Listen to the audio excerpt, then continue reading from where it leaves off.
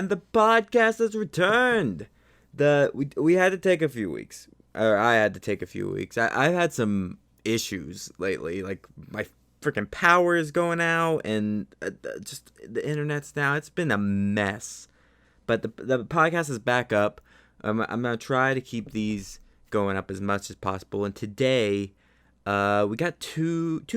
Wait, who is this? Yeah, it's Niko and Curtis. So Niko, who I've had on the podcast before, a good friend of mine, and Curtis, I owe him a ton because he introduced me to Matt. He introduced me to a lot of my good friends now, and I'm glad he stopped by. We talk about Falcon and the Winter Soldier a little bit, and if you want to see like our commentary tracks, you can do that on Blue Curl Commentaries on Spotify and whatnot, and other platforms, or on the YouTubes or whatever. But we do give like minor spoilers for like the second episode, if you care, if that's a problem. It's just like 10 minutes in. I think we're done talking about it by then. But that's today's podcast. It's Niko and Curtis. I'm so glad they stopped by. Podcasts are going to be regular again. I'm sorry for the interruption, and have a lovely day.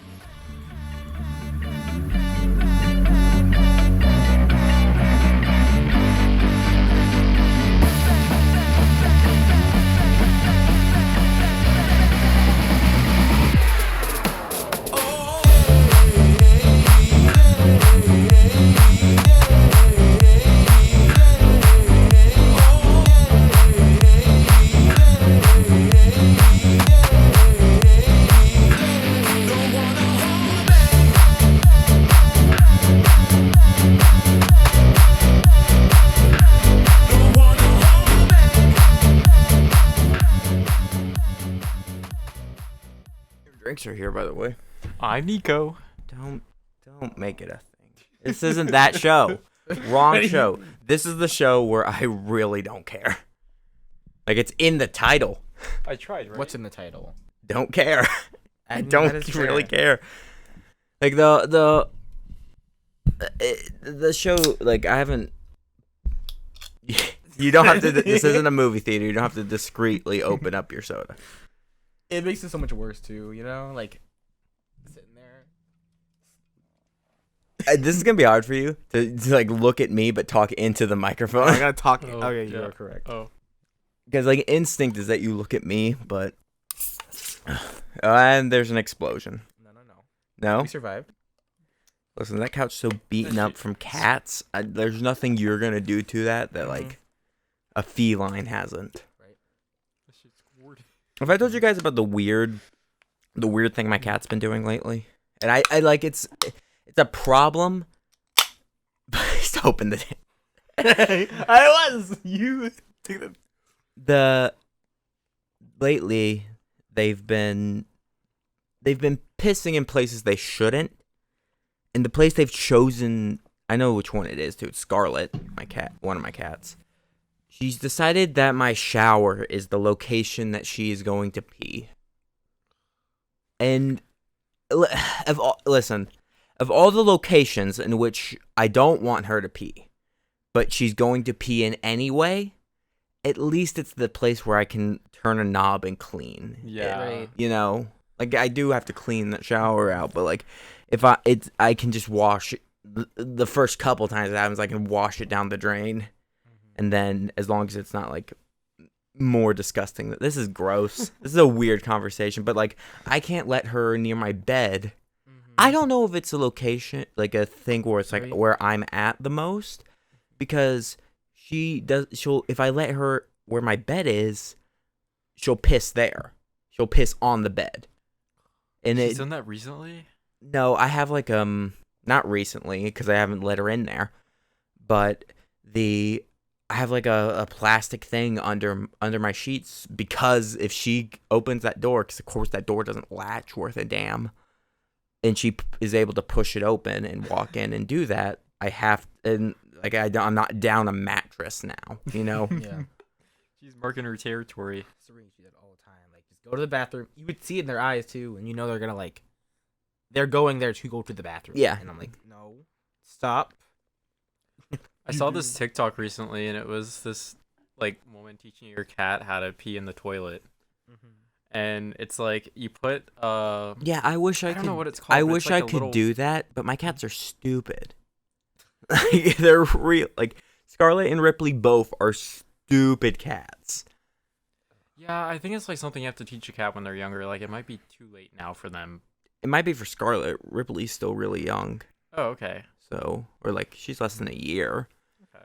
Yeah. So But like what you do is I don't know what it's like a little like kind of looks like a little halo, I guess, that will slowly get like smaller and smaller. Yeah, I've until, seen like, those the where it's cat like literally the is just it's sitting like the on consecutive actual rings. toilet Yeah. seat. Where Yeah. it's like- and yeah, they- rings. Can't think of the word ring, but yeah. Yeah, I guess that'd be fine. Like if I could teach them that, that would be fine. But like, I don't know. I don't know if even if I taught them how to use, they would like be able to process how to do that.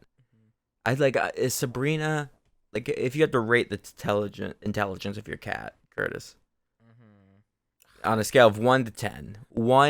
10 is like you have what's that movie?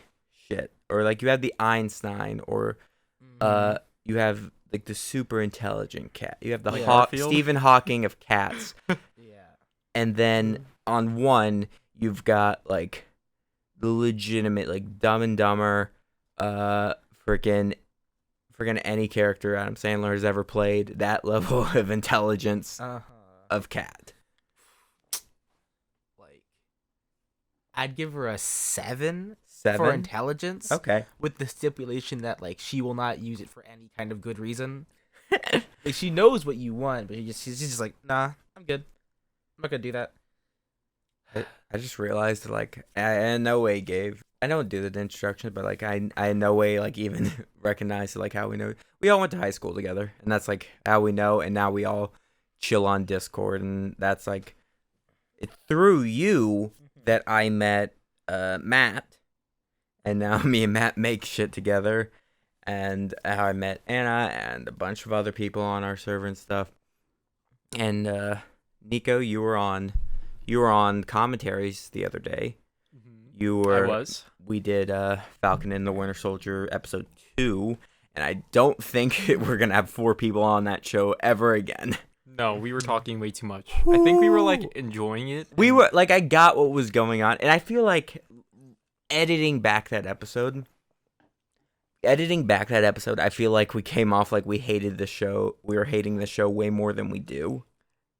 You know, I don't hate the show, but like I just feel like it's like kind of throwing at your face the whole plot the whole time. And like during WandaVision, like I want to compare the two, even though they're not like, you know, it's not like season 2 of something. I think but it's both really a Marvel TV show, and I want to compare them a little bit. Yeah. And it's like WandaVision, you didn't really know what was going to happen next, and then here it's like, okay, we know exactly what's gonna happen next. Falcon's going to be the first Black Yeah. Captain America.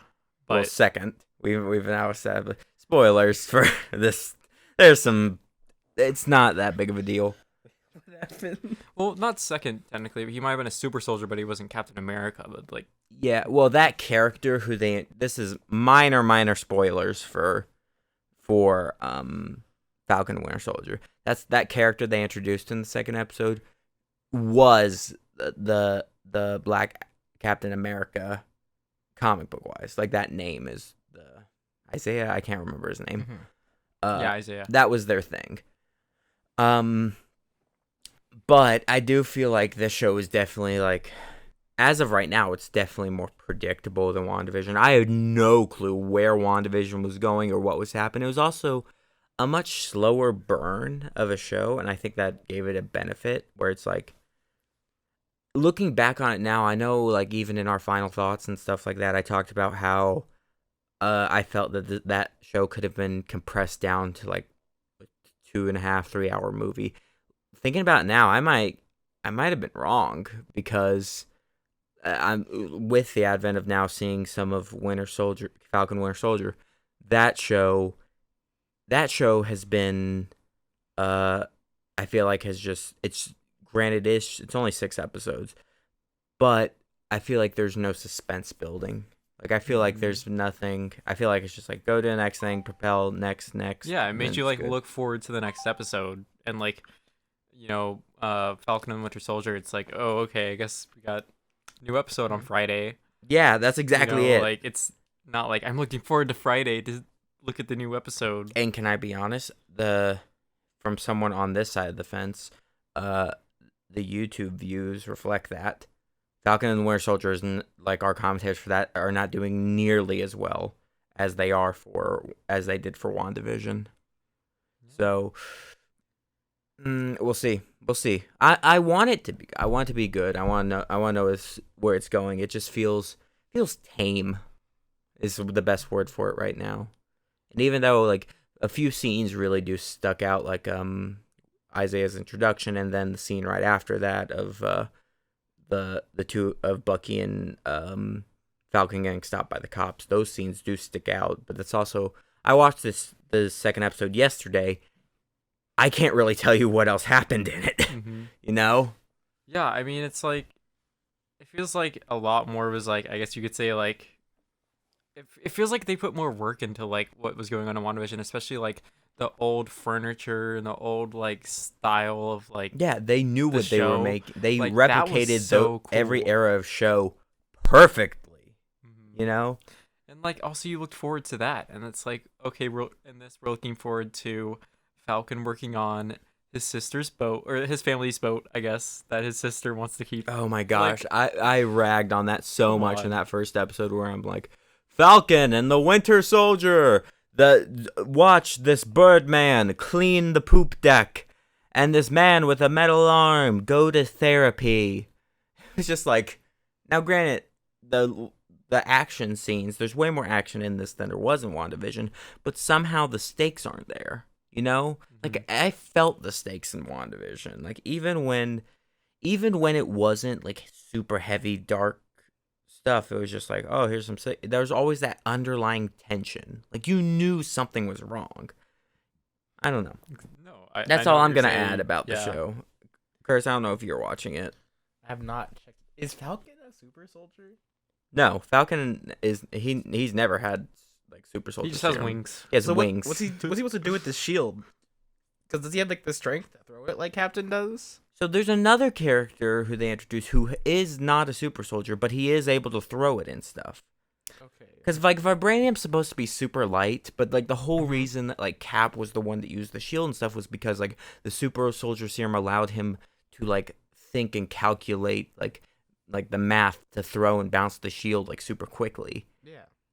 We also don't know though. We're abandoning that entirely. We also don't know with Maybe US the new agent and Captain stuff. America is Well, maybe there's well- something special about him, because I mean that looked really crazy when we saw that little scene. Yeah, of him you know? throwing the shield and stuff. Yeah. I don't know.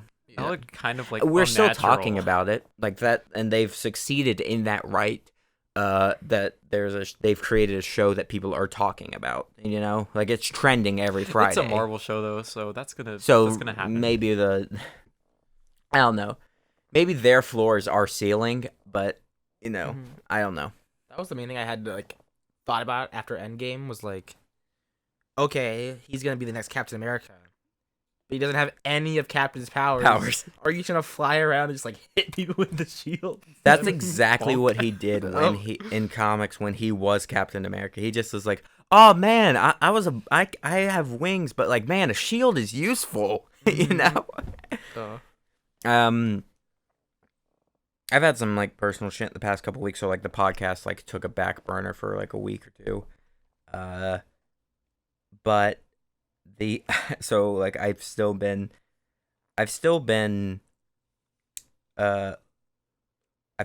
like writing down a bunch of shit like to talk, like I have a list on my phone. It's like talk about this on the podcast. And one of the things I don't think I told you, Niko, I might have told this to Curtis. One of the things I had written down was that my mother is a manager, and one of her employees one of her employees came up to her the other day and was like, "Is this your son?" And then because it like obviously we share a name. And what she was showing, what she had found me was on a dating app profile. It was my Tinder profile. Oh my god. My mother's employee found me on Tinder. That's so awkward. And then my mother, next time I saw her, proceeded to ask me if I was on Tinder. And at which point I thought about jumping from a high place. How much did she see? Did she tell I you? don't know, but I also don't have anything super incriminating on on that front. I guess. Like, I've probably have like more embarrassing shit on this show than I do than on any dating app I've ever. And I also only have it not because I want to like I don't give a shit. Like, Yeah. I'm not using the app. I just have it because anytime my friends go through like a traumatic breakup or anything, no matter who they are, I and we're not naming names here. What ends up happening immediately is that we just end up on Tinder the next day, like, and they're over it, and we use that as like a mechanism to get over it. Like, I think I can I did count the same thing. I think I can count on one or two hands the number of messages I've sent on Tinder. You know, Yeah, so just the aspect of your mother finding My your mother. Tinder. Yeah. finding my Tinder. Also, what were they doing on Tinder at work? It's like That's a Hey, good question. Hey, this you? Well, it's also like I look a certain way, and when Yeah. people see me, they normally remember. Like, I have Mhm. a very unique look to Mhm. me, especially like It's definitely the long hair. yeah. It's the fact that I look like if Weird Al fell into the vat of chemicals that the Joker did, you know, and it bleached his hair.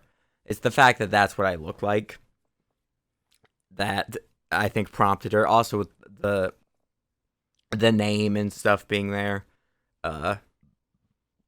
probably tipped her off. Yeah. I legitimately was. I had never, like, you know those moments where you're just like, I would rather like open the mystery door and I don't care what it is. I don't care what's through that door. I'm opening it, going through anything to be out of this room. Yeah, you don't expect that. Like, listen, can I write you a check to leave this conversation? To not have this conversation. And then it was like, she matched you on Tinder. Oh Oh no. god. Oh my gosh, that means she'd have to be looking for like younger people. Oh my No, not your. No, That is not mom. my mom. My mom's That'd be employee. an entirely different issue. Oh.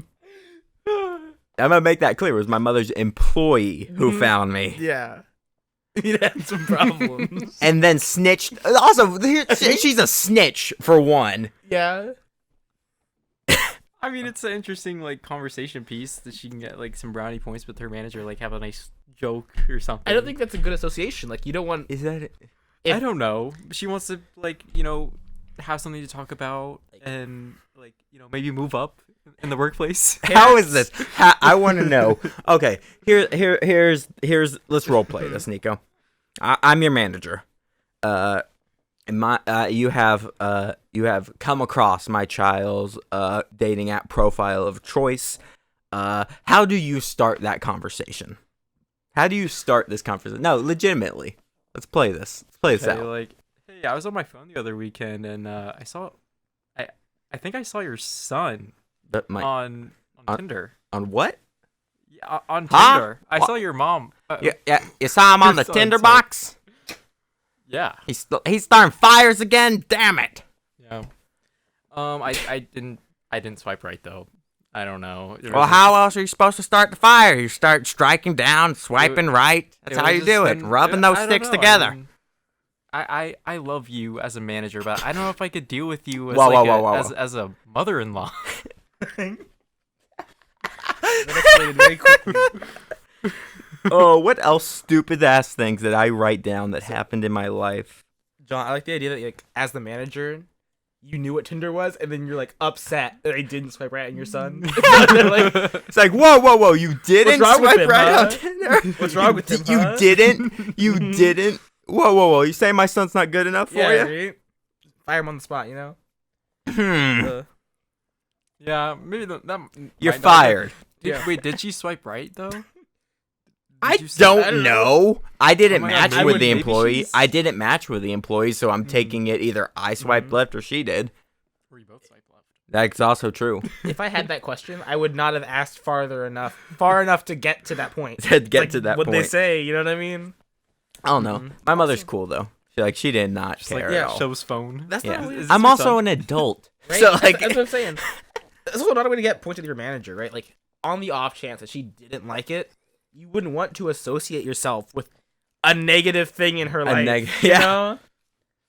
That's why it's like it's not very good to just bring gossip to your manager. Bring them not good gossip. news. Yes, it is. What do you It's mean? like Did you ever at jobs you guys have you ever had like that? Did you ever have like amongst employee gossip about like a higher up or something, or about like did you ever like there? Because there's always like the talking shit that happens on like the lower like to like the upper managers and stuff, the people that make your lives a pain or whatever. I'm really happy with like my current job and stuff, but like I don't think I've had this scenario a lot because like also other jobs I've had before this were like people didn't speak English, so it's like I couldn't because when I was working at the restaurants and stuff, it's like they didn't speak English, so like there wasn't a lot of conversating that happened. Or but have you ever had that dynamic? Yeah, I had two distinct work environments, right? We had the people who hired me, and they were amazing, and literally every employee loved them. They even got like promoted to bigger and better places. Like one of them became the district manager. But then as soon as they left and the new managers came in, everyone just hated them. Like half of the staff quit. They're like, we cannot stand these people. They don't know how to do their job.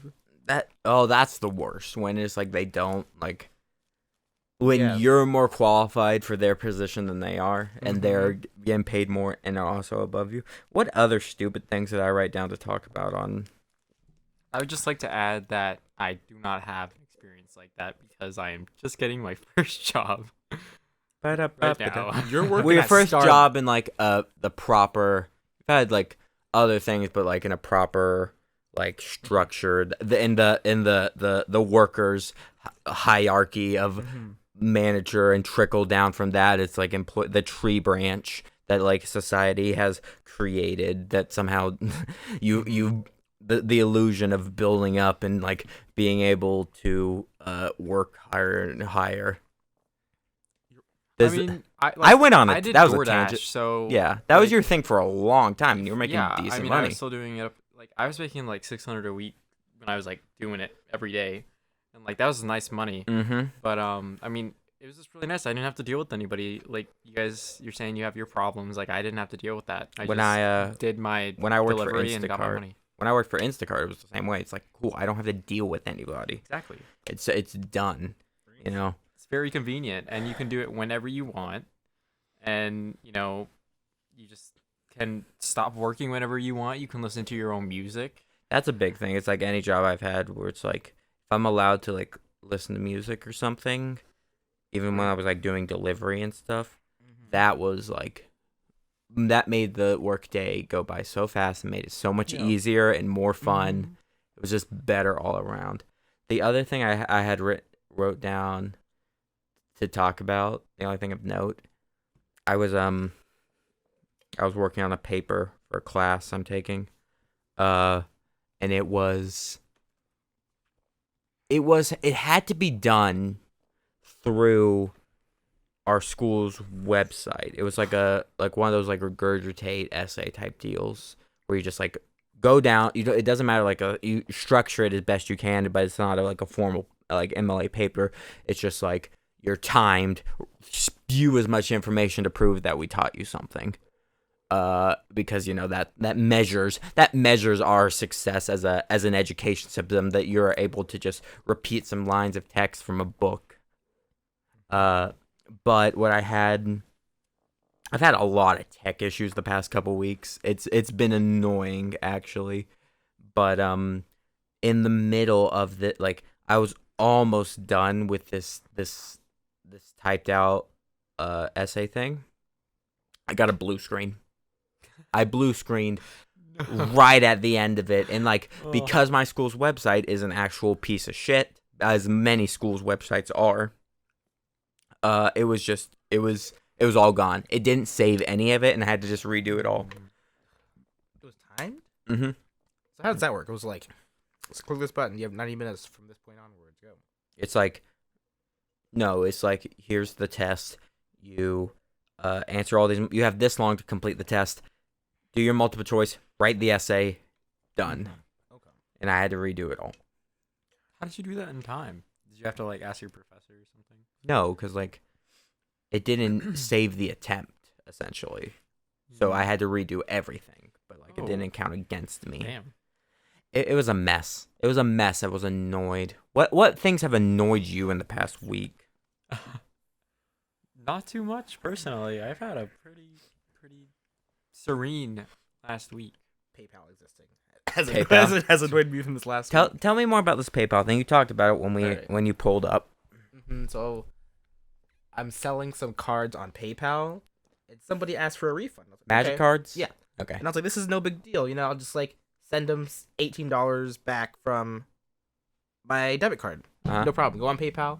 It's like, okay, issue a refund. Oh, it didn't work. You need to go back through PayPal and do it through their service. It's like, okay, that's no big deal. Okay. I go to the website and they're like, oh, you need to have it in your PayPal balance. Okay. And last time I used one of these is like 3 to 5 years ago. And all it was just you click a button and you click on your debit card and it just adds it directly to your thing.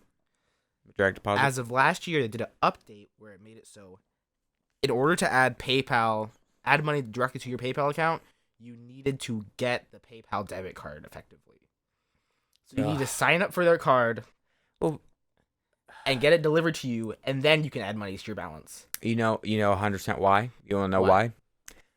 PayPal is owned by Facebook, isn't it? Right? Is it not?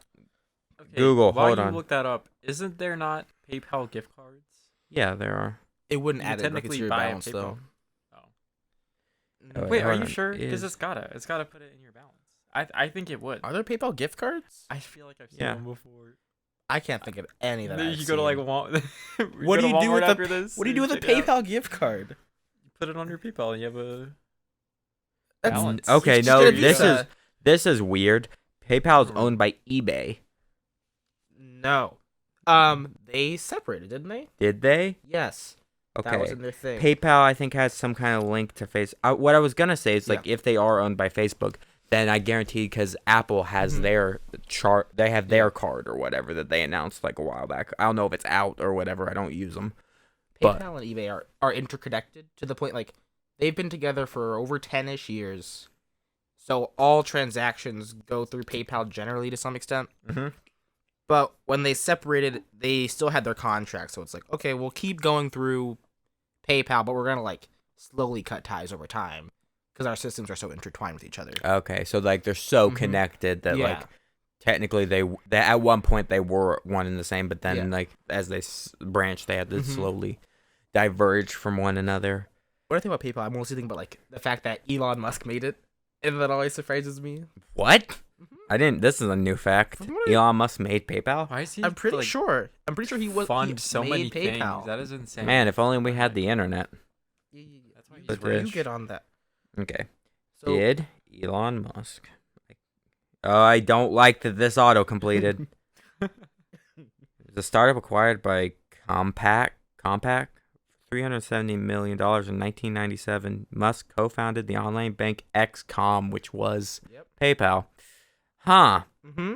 Son of a bitch. I was like, okay, that's pretty cool. We learned something today. Mhm. If nothing else, that's what. That that's man is like in Yeah. everything.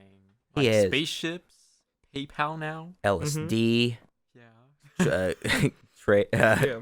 What securities fraud, whatever he was getting invested for. So I was like, okay, this refund's not going to be any issue. But now I was like, okay, you need to get the card. And then once you have the card, it takes 3 days to transfer from your bank account money to your PayPal. Okay. And then because I hit the button for it, it said, you have 1 week to issue this or there's going to be a problem with your account. So it's like, now I got to like rush to get more money on there. Did you contact PayPal and figure it out? No, I had it all set up properly until I purchased something on Fiverr that I'm getting in like a week, and it went through my PayPal, and I was like, okay, I still have a little bit extra money on there, and then an Uber Eats charge from 2 months ago came through randomly today, and I was like, are you kidding me? Now I had no money because I can't add it back. On the note of like that. buying things on the internet, I want to give like a recommendation, a shout out. Though they do not need an album that I purchased and got in the mail yesterday that I'm super excited about. I wonder, is it right behind? It's up there. I got the signed copy of fans. I've talked about that. I'm a fan of a musician called Jonathan Young, super fantastic artist. He has he's a part of he's created another band called Galactic Kraken, which is fantastic, and their album Starship Velociraptor is coming out, and it was weird. I was on Twitter, and what had happened was like there was some kind of mess up with the distributor or whatever, and they were starting to take orders and shipping the albums early, and I hadn't pre-ordered it yet, so I had to rush pre-order the album because there was only like 4,000 copies or something like that. I ordered the album, got in the mail like a few days later, and like the album's not. I have the album and it's not. The official release hasn't happened yet because of their little mess up. And he even went on Twitter and was like, "Hey, I'm not gonna make a fuss about this. You can go buy the album now. We'll probably ship immediately." And it did, because the original ship date on there was like late April. And I got it in like a week. They put in like the number wrong, like instead of like, 03, they said 04. Yeah, 04 or 04 instead they said of 03. Yeah. But two of the songs are on Spotify right now, and I assume the rest will be on there in soon. So that's my recommendation of the week, because his music is beyond fantastic. If you look at my Twitter, I've retweeted like some behind the scenes stuff he's put up. It's amazing. I don't even know how to describe some of it, because it's so it's such a good sound and such a unique sound. But if you want to hear more about like that stuff, me and Jake did our top 10 favorite bands and musicians. I think that's up. You can check that out, and I go way more in depth about all the music I'm into and stuff. What kind of music is it? Like, what kind of genre? So normally this album is like a comedy type deal, like very much in that same vein as like Flight of the Conchords or Ninja Sex Party, which are also bands I'm really into. Like that kind of weird stuff. Like I wonder, here, you know what? I'll do this. You get the stream taken down if you play the music. I'm not gonna play the music. I'm just gonna look. Like, this will give you a good idea. I'm looking at the back. It's called Starship Velociraptor, which is already epic enough. But looking at just the back of the box, there's songs like Army of Tigers, Jetpack Race, The Best Band in the Universe, Settle It with a Sword Fight. Like, it's stuff like that. Like, stuff that's like, I've always talked about, like, I like unapologetically weird shit. And when you just submit to the fact that you're weird, that we're weird and stupid, and we're just gonna have fun with it, and I think that makes something great, you know? Yeah, it's very fitting that you'd like that, because like the names of the songs, what's that band? The Thunder and Lightning band? That's Ninja Sex Party. Yeah, that's it's just like makes you which think of Ninja Brian names. makes an appearance on this album, so you can see where it's in that vein. Yeah, what did you say you would call it, John Michael? I would call it like, it's comedy music, but like comedy rock, really. Okay. Is what we're into. If that, to answer your question, yes, comedy rock is the best way to put it, I think. Okay, I'll take that as like, what does comedy music mean? Well, it's like, there's like Weird Al Yankovic and stuff like that, which I like. I'm into so much of that kind of stuff. Like, this is so much up my alley, It's just like, I don't like rap battles. Yeah, even like that, comedy. yeah, where it's just like take two things that are like, like the name of the band, like, or the name of the album, Starship Velociraptor. You just have two amazingly cool words, you know? Mm-hmm. It's like you take those words on their own, they're pretty cool. You put them together, it's fucking epic, you know? And it's like that's the kind of stuff I love, which is like you're allowed to just be as weird and as fun as you want. And I think that's the best way to go about it, is just have the most fun you can. And like even Jonathan Young's like original music, because he's done a bunch of covers, but like his original music is also fantastic, you know. So that's why I was super stoked about getting this album and getting the signed copy and everything else. All right, I've rambled. Do you guys have anything you wanted to bring up today? I don't know. I've hit a wall. I've rambled enough. Do those things appreciate in value? Having those signed copies of these albums? I don't know if they increase or decrease. I don't know. It depend. I guess it depends on the artist and How where popular is the band? this band. Well, Yeah. if we want to look at like, I know a handful of people who are into it, but like, let me look up Jonathan. I wonder how many subscribers. Jonathan Young's YouTube account is about to hit 2 million subscribers, so 1.8. So it's like reasonable. Ninja Sex Bar is pretty big. Like that kind of stuff is. I don't get them because I think they're gonna increase or decrease in value. I get them because like there's something I can put on a wall or have in my collection. I can look at and I can smile. Or it gives me that serotonin or whatever chemical is produced in the brain that will like make you happier. You know, that's the same reason I like my favorite thing to do at cons is go to Artist Alley, because there's so much cool art and stuff like that, and I can get these unique pieces or these prints that there was only it's a small time artist, they could only afford to print like 1,000 of these, you know, and then I can bring it home and I can put it on a wall and be like, oh, not only is this something I'm really into, but like I get a certain satisfaction about helping other artists, you know. You get that kind of like collector's value and the uniqueness that drives those kind of things. Yeah, it's like the string. Like, why do I have these figures of like these giant figures of these Star Wars characters, or Yeah, like those, like how people on our server has like anime figurines. Yeah. I don't know what they're called.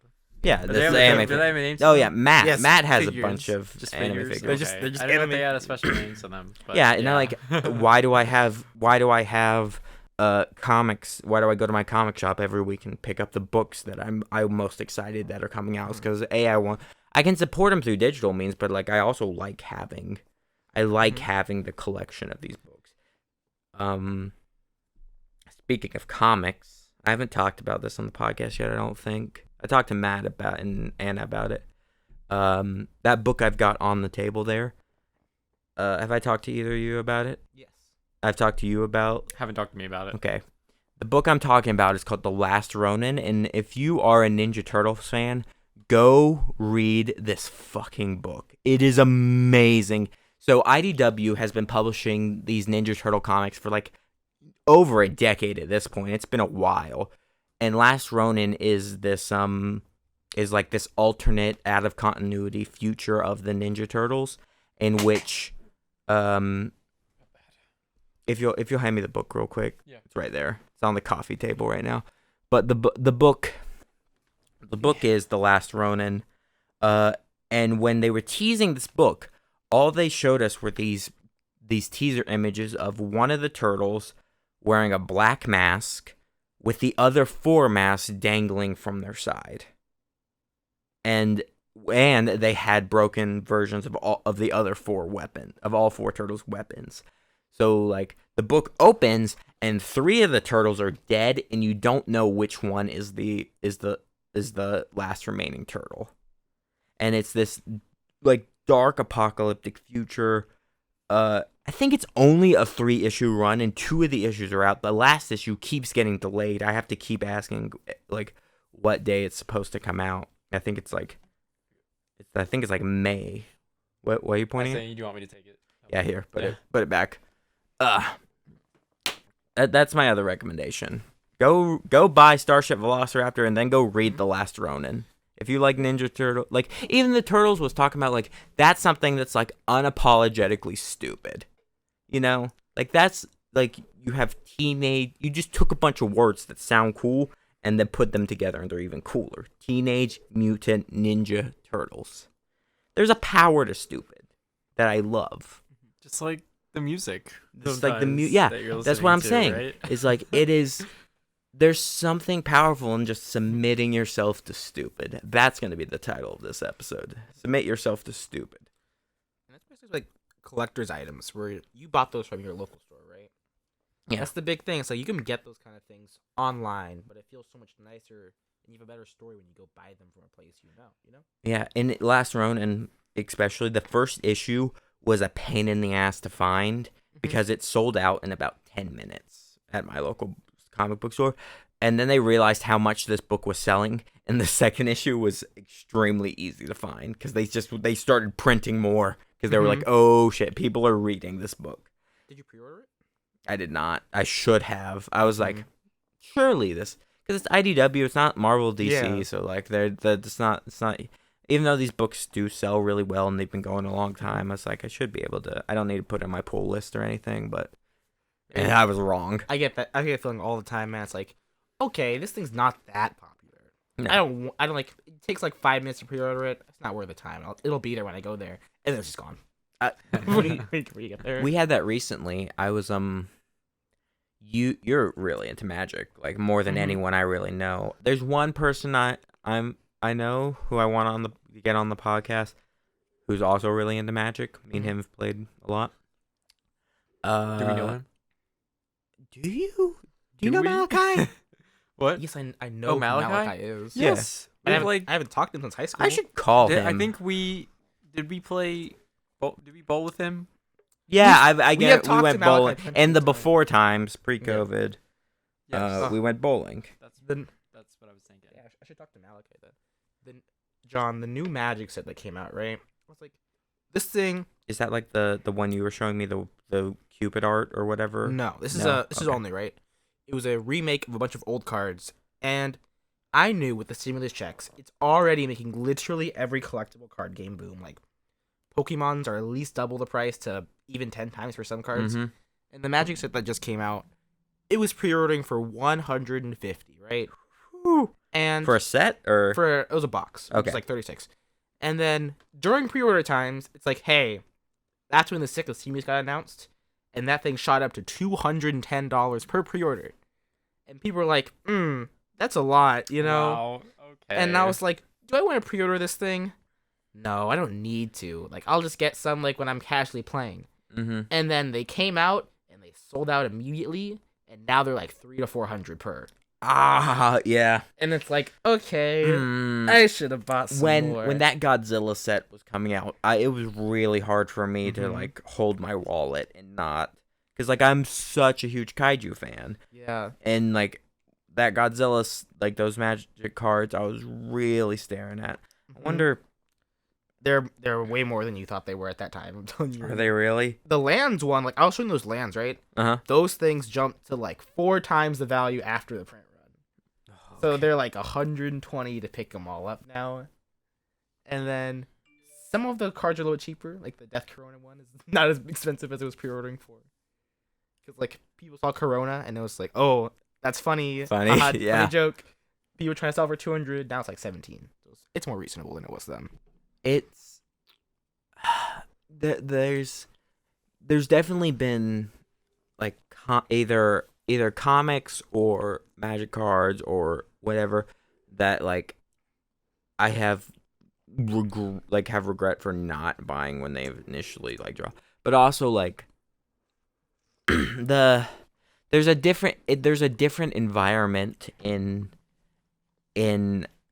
comics now with how they do like a rare book or something, like because there's limited print runs and stuff, but like a lot of the times books now, like they'll print the floppies and then there'll be a trade that comes out a while later. Like the book that I've been trying to keep up with the most right now is Jonathan Hickman's X-Men run, which if you're a fan of the X-Men, you'll probably love this one. If you're super into the X-Men, you'll like it. If you're not super into X-Men, like, you may be into it. So it's one of those. So like, it could draw some new people. And I'm sure when his run is done, there'll be an omnibus of those books and stuff. But because it's a lot of books. Like, basically, he came in and was like, and like he's been a huge name in Marvel. Like, Jonathan Hickman's Avengers and Fantastic Four are crazy. When the rumors started about that he was going to take over X-Men, and when he did take over X-Men, it was basically they canceled every single mutant-related book that was happening at the time, and he took them over. I think Deadpool might have stayed, and maybe one other book, but I think everything else was canceled or wrapped up rather. And then he came in and with X-Men, X-Force, New Mutants, Fallen Angels, Excalibur, Marauders. There's a ton of books right now. There's a lot going on. And that stuff, it's like, I would love to... I normally just pick out a few of them that I try to keep up with at a time. But I don't... Maybe in a long... Like, they're printed well. Like, there's a lot of them. I've never had particular problems finding one of those books. But maybe, maybe in like 50 years, like, something can be worth a little bit more, or maybe it'll be harder to find. There's a retro video game store that I frequent, and I remember the guy who owned it told me one time, is like, the reason I love all this old stuff is because eventually, one day, it will be gone. Because you gotta think, it's like, eventually, no matter how well you take care of this stuff was made. Even an NES game, like, those things were made like 30, 40 years ago at this point. Like, it's weird to think that, like, the 80s and 90s were that long ago at this point, you know? Like, time has flown by, especially, like, I think that, like, especially the last 10 years have just blitzed through reality, you know? And it might be because, like, I, as a person, have been growing a lot. Corona just took a year out. Corona was a mulligan. Like, it was gone. And you know what's going to happen out of this? And you know what? I'm excited. Because you spent this year, dug everyone down, made us all stir crazy. And now that it's 2021, people are getting vaccinated at a really good rate now. People are going to go buck fucking wild. And you know what? I embrace it. Submit yourself to the stupid. Dive into, like, if people want to, this is going to be the roaring 20s, and I'm all for it at this point, you know? Like, we deserve it at this point. Yeah, I mean, like, once we're all, like, vaccinated. Yeah, like, after that. After that. Like, Otherwise, we like, need a little bit more time, you know? Like, we need, like, I would say even give it a few months. Like, yeah, give it a few months. If right? we get to the summer, that's my thing. I'm still very careful. Like, still wear your mask and, like, everything. Even if you are vaccinated, like, let's really make sure we get this done and right the first time. The way that the lockdown should have happened, where we would have done this right the first time and we wouldn't have had to deal with it. And then, when we're that close, do not dance into the field goal. Just let's get past the line, and then you can party. Yeah. In current day and age, there's so many people, like, they're ready to go outside, and they just got a bunch of money. There's so much money to be made now. Dude, it's on like all kinds of things. We're at a point where it's like we've had a year of downward spirals of everything, and now we can start, like, we've essentially we have done the idea of burn it all down, so let's build it back up, and I think we can do that now.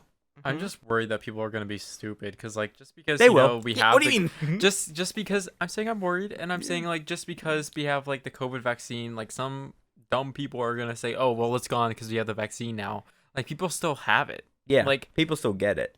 you know, like I know people that just got it like a couple weeks ago. Yeah, And we have the vaccine. that's what I'm saying. So Wait. you know, like that's just Wait what I'm worried just a little for. bit longer. Like, we're gonna be Hold so back. excited for the summer, and then it's gonna like mutate. or COVID. something. That's me. Exactly.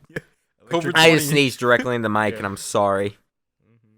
Speaking of Corona, Yep, Corona Part 2. Let's go. electric boogaloo. I love that. Oh my god, and that's the thing that scares me the most with this kind of stuff. Like, knock on wood, real quick. The fact that I'm sure the same thing that happened with like climate change and stuff. Like, it's weird that Texas keeps hitting with these once in a millennia storms every like 5 years or so. And you know, it's like it keeps getting covered in snow and stuff. It's like the same thing. Like, once it happens once, it will become more frequent. Oh, my nose is stuffy now. What are they doing to my state? Yeah, She's so sad. Oh yeah, you are a Texan. And then you have, you know, this is old news, but you know, hell froze over, and then its senator left for Cancun. Like that was stupid. But like, the fact that like those type of storms are in the coronavirus itself too, since it's happened this time, it's gonna be a shorter gap until it happens the next time. You know, so it might happen again in our lifetimes, and we'll by that point, God forbid, I don't want it to, but like by that point, will we be at a place where we will have learned, and it won't be as bad the second time around? Stupid people are still gonna be extremely stupid and like not care at all, but the more intelligent population will definitely like, okay, let's not let this happen again. Yeah. Y'all Survival remember? of the fittest. Remember 30 years ago in the 20s when this happened?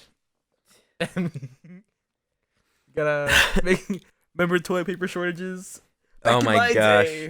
We had to Back in my day, when during the toilet paper wars of 2020. And also, like, as soon as people are getting vaccinated and going outside, we have like 4 shootings within a week. Oh my gosh, yeah.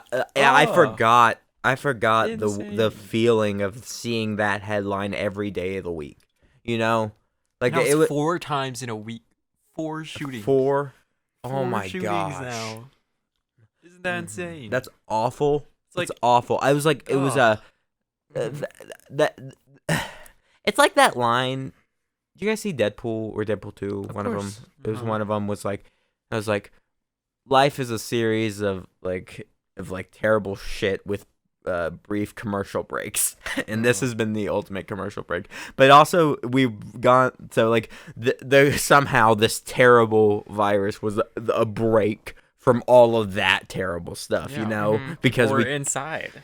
yeah. Like, you know, the So I people think that the were moral of the smart story were is here is inside. just stay inside where it's safe and never leave your home ever again. I think that's the ultimate Yeah, thing. and in America, that's really what it's like nowadays. All people that like survived off social, like being social and hanging out Can with I people. can I thank you for like a few months prior to like the year before Corona.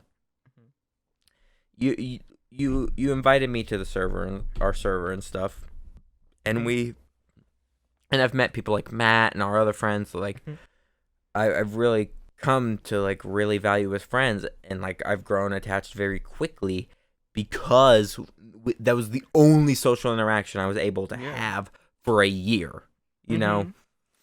And even like I know I've had a few people into the studio and stuff, but I also clean it very well, and like I do my best to make sure I only have people in here that I know are safe. Take it seriously. They're safe enough that we can relax our guard just a little bit, but like if there was any red flag, I would say no immediately.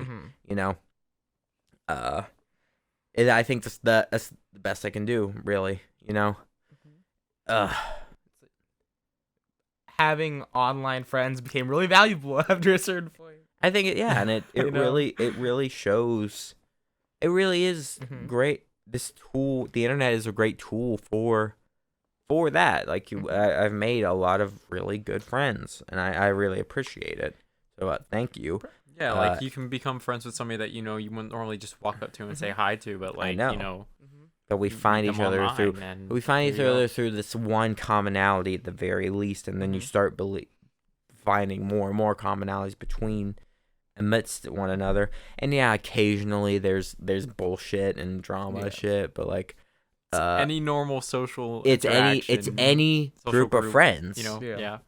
It's like, name one friend group you have that hasn't, be it online or in person, that doesn't have like the weird drama at points, and that there's a thing to be said if that's a regular thing. That's very toxic. That's a very toxic situation, very toxic group.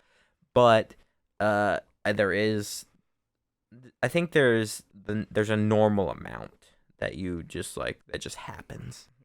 I feel like I've been rambling this entire podcast and like haven't allowed you guys to talk enough.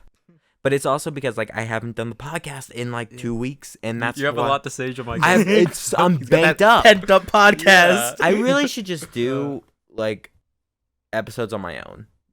Where it's like if I don't have a guest one week, just like screw it, I'll do it myself, because I know I'll be able to fill the airtime. At that point, might as well just be a streamer. Yeah, just stream myself doing it. It also really shows you like who of your friends is willing to come talk to you when it's not convenient. Yeah. It's like how many people lost touch with most of their friends during COVID because it was no longer just easy to talk and hang out.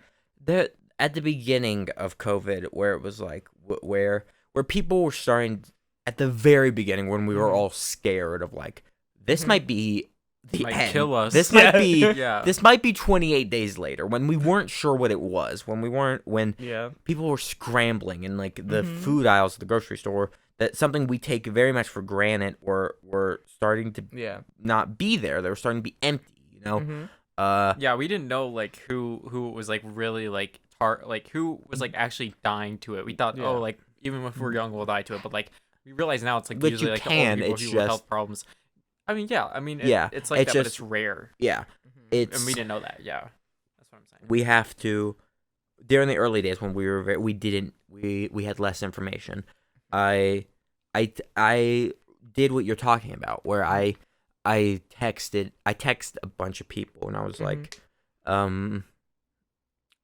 people that I particularly hadn't had a ton of contact with, like maybe for a few months or something, but people I still consider friends, people that I would have here on this show. And I text them, it's like, hey, I'm just texting a bunch of people and making sure that they're okay. Do you have food? Do you need any help? Is there anything I can do?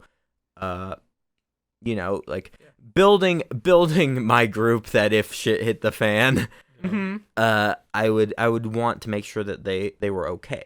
Yeah. And it was that thing where I had to start thinking about the people I really value. I don't think I particularly texted either of you because I'm in contact with you. It was a thing I was able to keep tabs on that, but I wasn't. Other people I wasn't able to keep as hard as tabs on. I still respect and value them as a person, because I'm not a terrible fucking person. Like, you know. Good? All right, cool, okay. It's important to know like who cares about you. Like after high school, I knew like going into college, it was gonna be like you're gonna lose contact with people from high school. So I just kept like a list of people like, okay, these are the people that I want to keep in contact with after high school, and it's like a reasonable size, and I can still talk to them. And here's the thing: if you had told us that me and you were gonna stay in that contact the way we do, where it's like we're talking to each other nearly daily, I wouldn't have thought it. I would have been like, oh, cool. I would have been like, yeah, that's awesome. But I also would have been like, I wasn't expecting that. You were on that list, so I was like, I was. Yes, I was like, I want to keep in contact with John after high school. Cool. Like, find a way to do that. See, it's not that I didn't think that, like, I know we're compatible as, like, friends and stuff. I was just been, like, something would have, it would have been one of those gradual things. It was like, where it's like, because at the time I was also moving to a different place and stuff, so I figured I was going to end up, I had that list you were talking about, but it had 2 people on it, you know? And, even we talked about Malachi. I want him to come on the show, but, man, me and him are busy people, and it is hard to find the time. We might have to do it like or I don't know. We've got to me and him have tried to set up a time multiple times, like 3 times to get him in here or to do it over online or whatever. Mine was also really short. It was 3 people. I had 3 people on that list. 3 people? That was one of them? Mm-hmm. Fuck yeah. Yeah. Cool. And yeah, I mean, pretty with good. Curtis, I mean, me and him probably talked like 4 or 5 I times. talked to you like 2 times in high Yeah, school. 2 Yeah. times in high school, and then like now we talk like every day on the internet. It's like, yeah, it is pretty mind blowing. Like here we are, Can I kind of stuff. I don't want to boost my ego here, Yeah. but there was something you told me. Curtis, where I was like, it made me reevaluate something because I was like, you were talking about like you would only talk to him a couple times, but then I was like, because like we all had like our friend groups through school and stuff. And it was like, and Niko, I've known you a long ass time. Since we were babies. No, not that long, but close enough. Close enough, but we looked like babies. We were like 11.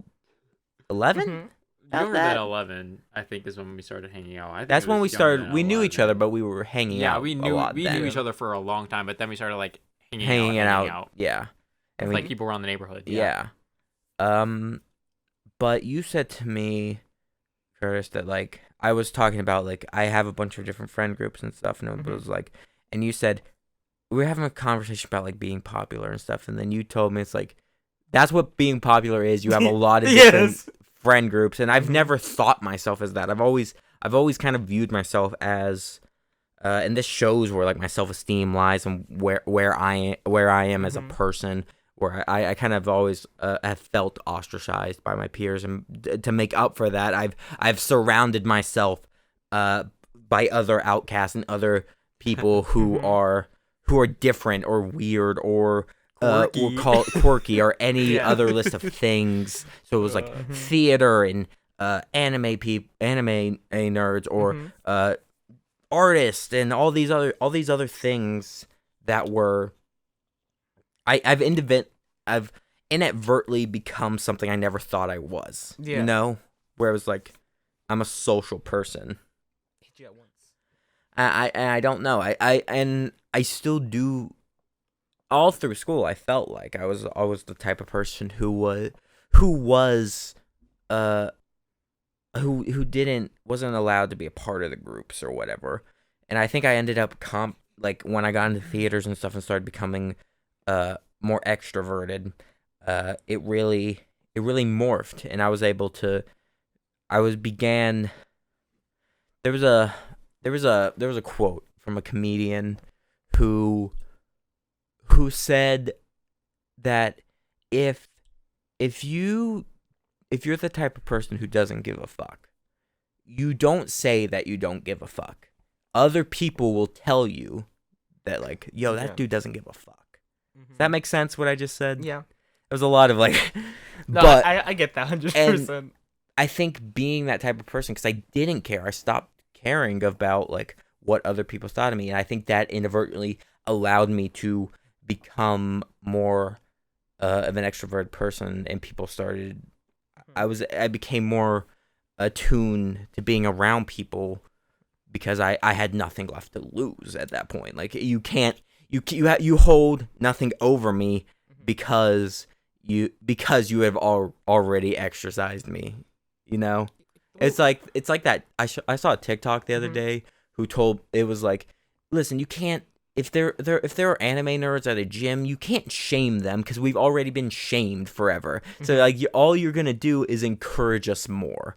And it was like plus ultra, and I was like, yeah. It's like you need a certain level of self-love for yourself. Like what you were saying, with how you didn't feel like you cared, it's because you were stable enough in your own thoughts to where what they said about you didn't bother you. No, the opposite. Really?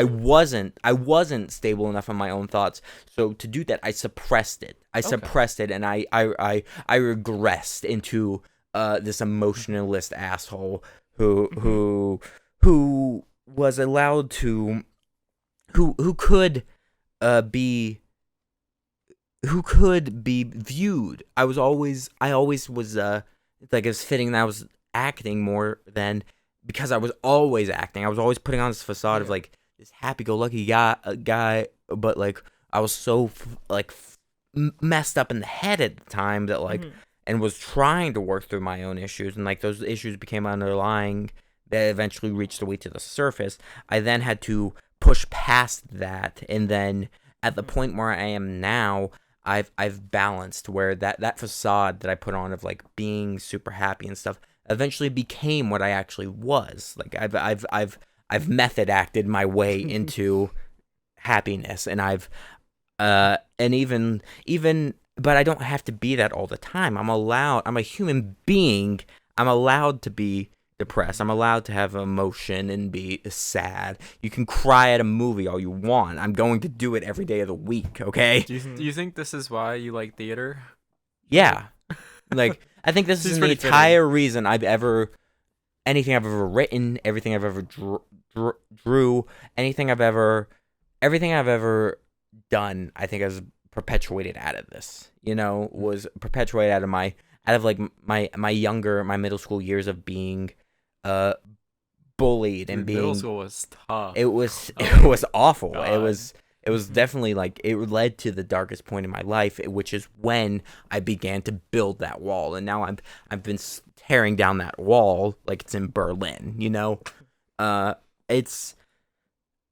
I've become, I'm not zen, but I've reached this point where it's like I understand that there's a book I read called The African Samurai. It's a very good read. I recommend it. I didn't finish it. I should finish that book. But it opens with a quote that says, the lion, it's something along the lines of like, it opens with a proverb that's essentially like, the lion runs through. Oh, I'm gonna fuck this up. I gotta get this right. Hold on. But essentially, what it was like, I'm always chasing improvement, but I'll never be able to fully satisfy. I don't want to ever be at a point where it's like, if improvement, imperfection, this idea of being the best I can be is the carrot on the stick. I don't want to ever reach it. I want to keep going because I'll just keep getting better. Kind of like Sisyphus and his boulder. Yeah. Just like always pushing it up there. And the quote was along the lines of like, when a lion turns back after running for a long time, it's not out of doubt. It's to see how far he's come. And that's what I want to do. It's like, I don't want to ever look back and regret. I want to look back and see, like, look at how far I've come as a person. I don't want to be the same person I am today that I am going to be tomorrow. I don't want to be the same person tomorrow that I am today, because that means I was stagnant.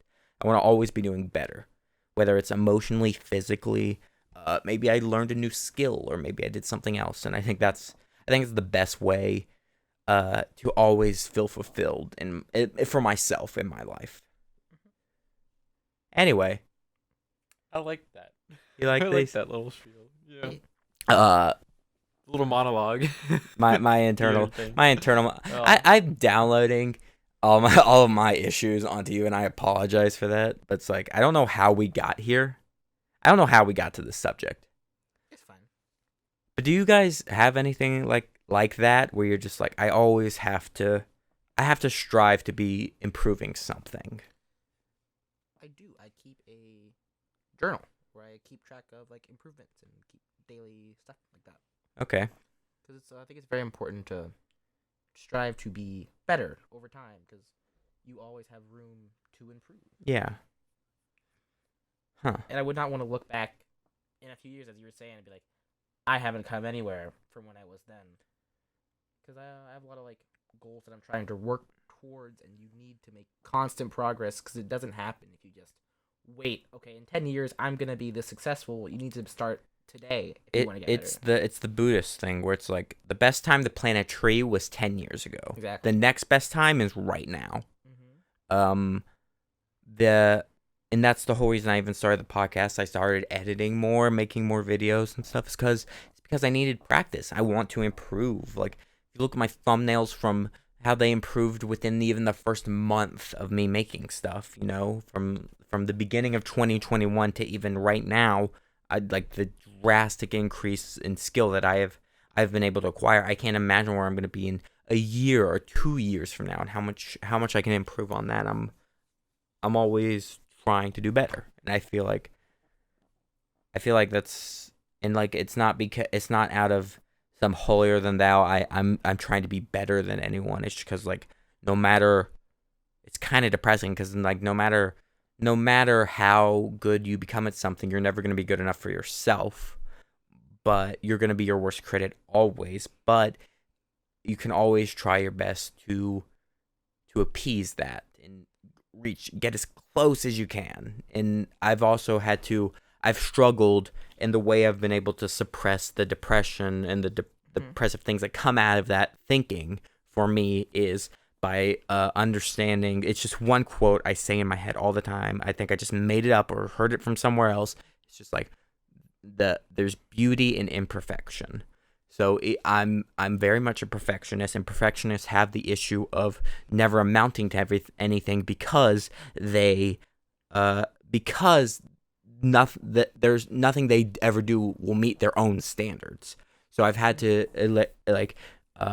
look at myself and go, okay, there's flaws, but those flaws actually make it better. Because what it's almost like there's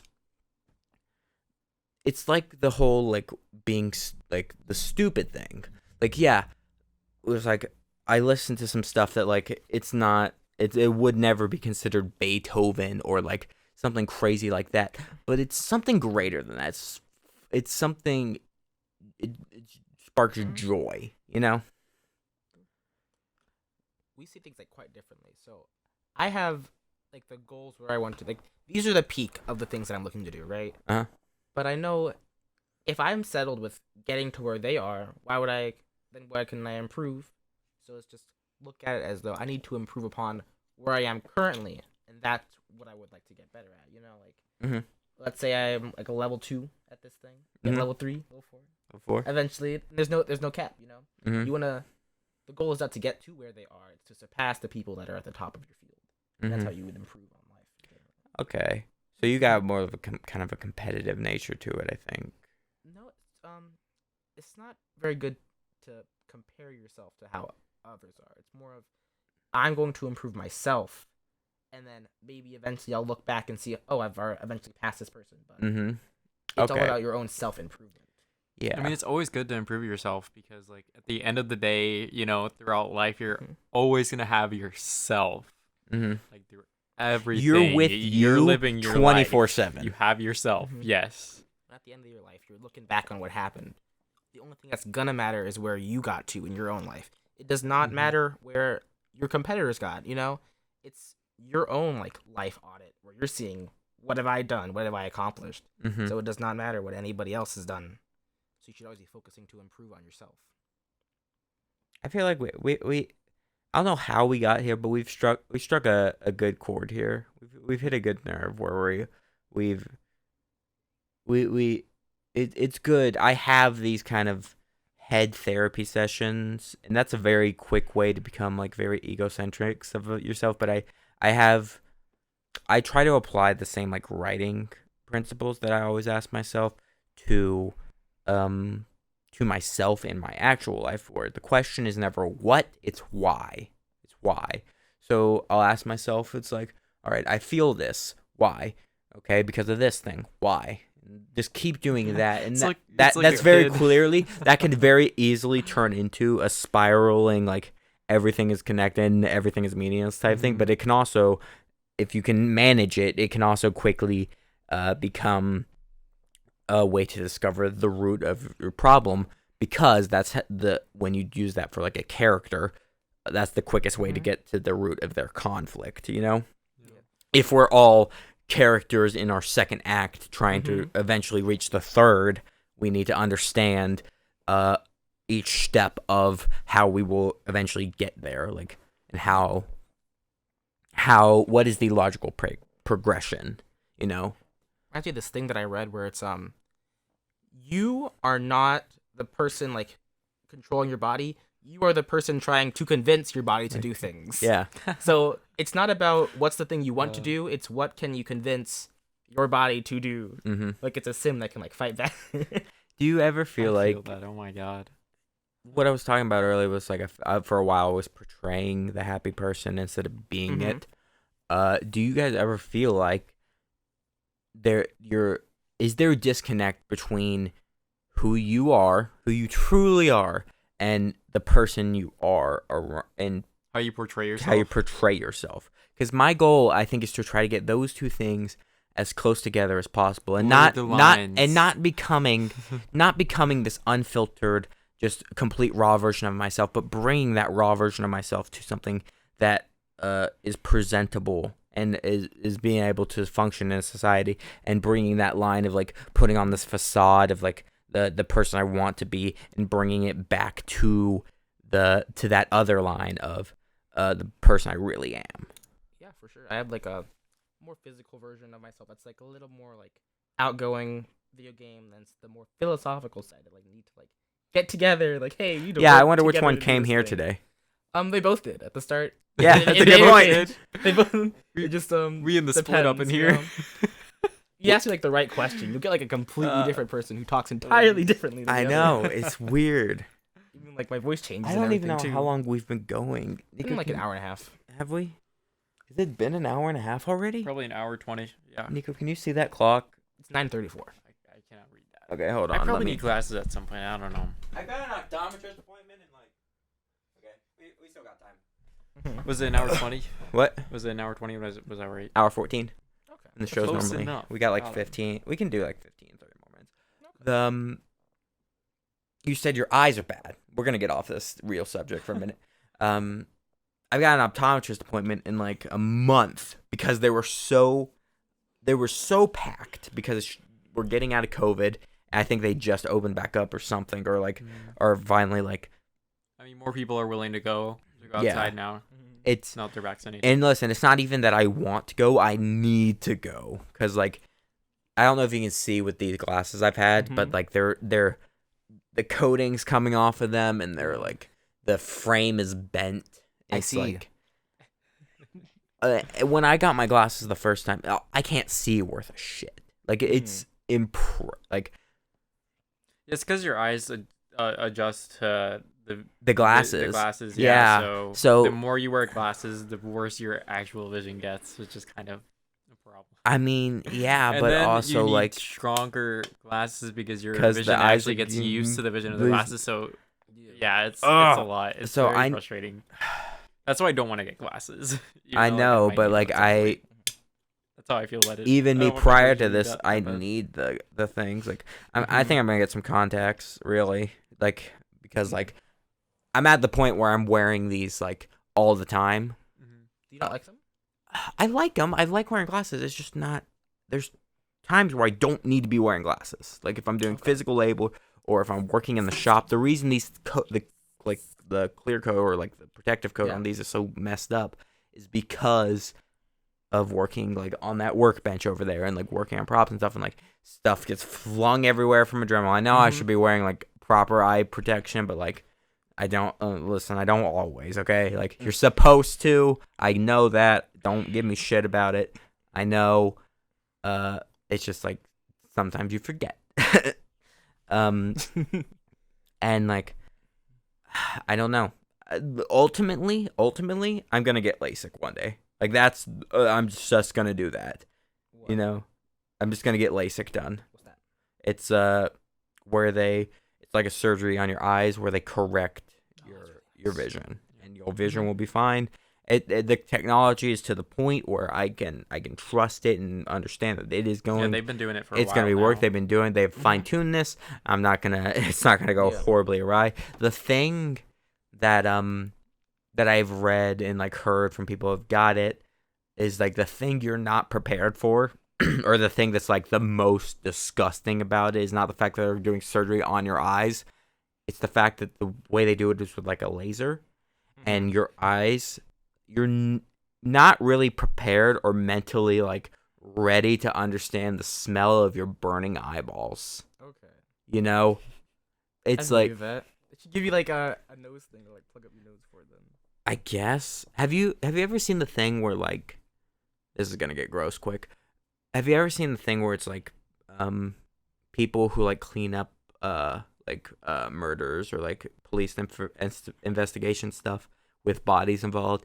If there's a burned body, it apparently smells like pork, and people who work on those scenes will like never eat pork again in their life because like it's weird. I guess chemically we are the most same to that, because like they have used, like when they do science stuff, they do occasionally use pigs for that, because like in terms of like muscle, bone, fat percentages and like the way it's composed, like we are like kind of similar to that in those manners. So they do. Yeah, I mean, it's just cooked meat. Like, have you ever seen like Mythbusters or something where it's like they test the Breaking Bad thing of, I think a cat's about to walk in the room. I want them to come immediately. There's no way she's gonna. Which one is it? She's looking right at me. I think It's the Sabrina one. It's the black one? Yeah. She left. I'm very sad That's now. Scarlet. What was I talking about? Something about glasses. But the thing about the LASIK, I saw this thing on Final Destination. I was talking about Mythbusters. Do you know what I'm talking? I don't know if you guys have seen this, but this girl is like getting like some type of eye surgery. The movie Final Destination? Yes. Okay. The Smash Map Final Destination is what I was thinking. I was like, what do you mean? No. But this girl on like the movies, like one of the movies, she's getting like eye surgery with the laser, and I don't know. I guess it's LASIK, but it's like this was so long ago, so obviously you can tell it's like they've been doing this laser surgery for a while, and like the thing messes up, and like the laser starts like moving across her face. It's like, oh my god, like the thought of like a laser going into me is kind of scary personally, because I just picture a laser going through my lasers head and are like cool. lasering cool. like through my head and like killing me, and Hey, that's what I fear. That's not, because I watched that movie a long that time might be ago, some movie and I'm stuff. scarred. I don't know if that's like it would not kill you. Like, yeah. In order for them to have the laser only like graze your eye, there's no way that they could have it to the point where it would kill you. Yeah, And then you I just don't sue know them. That's even how better. much You can't sue them if you're dead though. It's not gonna kill you. can't sue them if you're dead. Your family can though. What's okay, this is the question. You're able to sue them and get like enough money that you're set for life, but it cost you one of your eyes. Are you cool with this? Like, you're set for life, but you're missing an eye. I don't want to be missing an eye. Okay, personally. define like set for life.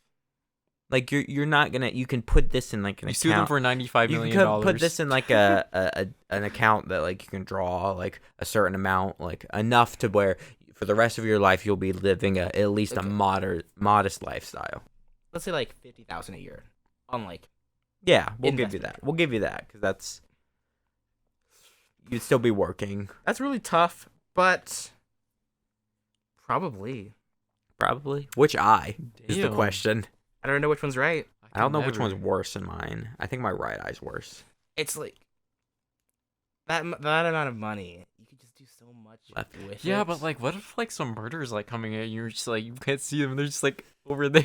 This is your scenario. This I could have- happen. What did that happen? All right, Just, you're like, in a kinda just dark chilling, alley. and just, You're in a like- dark alley. You and your eye patch, and you're trying to fight off one robber, but unbeknownst to you, outside the peripheral vision you no longer have is another robber. So I have this much money. I have modified my eye to have a laser in it. Ooh. Someone- Dude, So, like, a cyborg guy. Yeah, exactly. Oh my Dude, God. cyborg guy though. I know. Yeah, well, maybe you save up that 50,000. I had a you get professor cyborg guy. who's missing an eye. He's like missing Does an he have, eye. like, the But eye here's the hole, thing. or does he put an No. eye in? None of us knew because they put like the fake like glass eye over the existing eye, so it still moves. The eye is dead, but like it still Okay. like moves. So That's cool. none of us knew until one day he took a pen and then just went dink dink dink dink dink against his eye. And we all you're not prepared to so see that cringeworthy. either. You're just no, like, not whoa. even, like, especially at Mhm. school. Like, just Like, don't expect that. Is it worth losing your Jesus. depth perception? You can't play no sports. How would that affect video games as much? Because you're already looking at a flat screen. I guess I don't think it would affect video games that much. that Would it? much. I don't know. But You feel like This to play is video me games sitting here like closing this. one eye at a time, trying to figure out how I would navigate. Or the you would world. have to That have would your, give me a headache. You'd have to have your monitor like on the side where you're like. That's not that big of a deal. I should ask That him just feel like. I really should email weird, and though. ask like, is it, like eventually just like it would just become the new normal. I feel like not having an eye.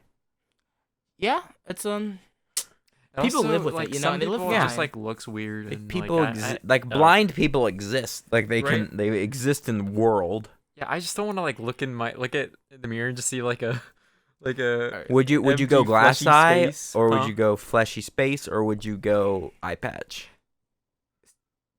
Can I choose the scar I get for my eye that is gone? Do you want no? You want like an escape from New York, like eye patch with the scar going.